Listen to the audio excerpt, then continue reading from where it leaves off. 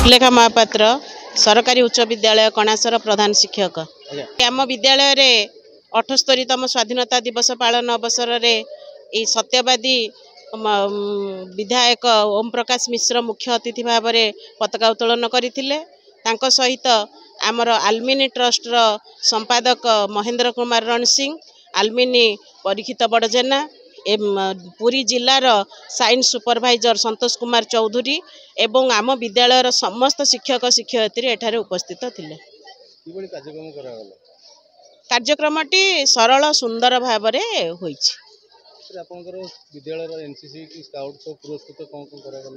विद्यालय NCC scout guide JRC एथिरे जो माने राज्य एवं जातीय स्तर में भाग नहीं सेमानंकु पुरस्कार प्रदान करा जायतिला एवं आमर पिला मानकर परेड मध्य अनुक्षण करथिले निरीक्षण करथिले आमर विधायक महोदय।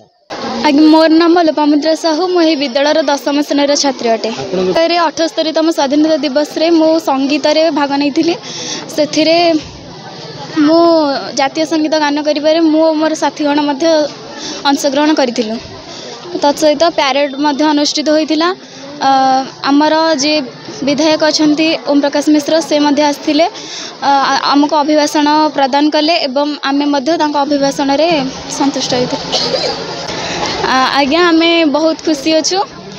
आमर विधायक श्रीजुक्त ओम प्रकाश मिश्र को आमे श्रीजुक्त ओम प्रकाश मिश्र तत्सहित आम विद्यालय प्रधान शिक्षयित्री को मध्य समस्त शिक्षक शिक्षयित्री को मध्य आमे धन्यवाद दू श्रेय देव।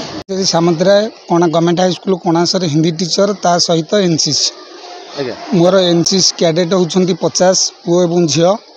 आमे विधायक को एठी फ्लैग होस्टिंग करिया पे डाकिथिलु। से बंगलार थिले तांको सेठू मार्चिंग करके आनिथिलु एवं फ्लैग होस्टिंग करथिलु।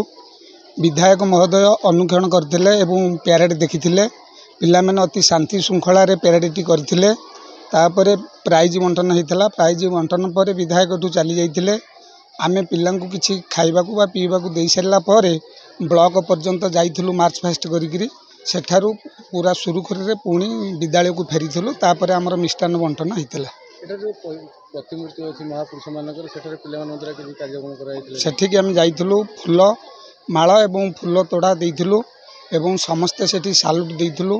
पिलांक सहित आमर समस्त शिक्षक शिक्षयित्री एवं प्रधान शिक्षक मध्य सेठी जाइथिले। अति सुंदर भाव में आमे जाइकी सेठी फूल तोड़ा देई पुणी आम विद्यालय को फेरिथिलु।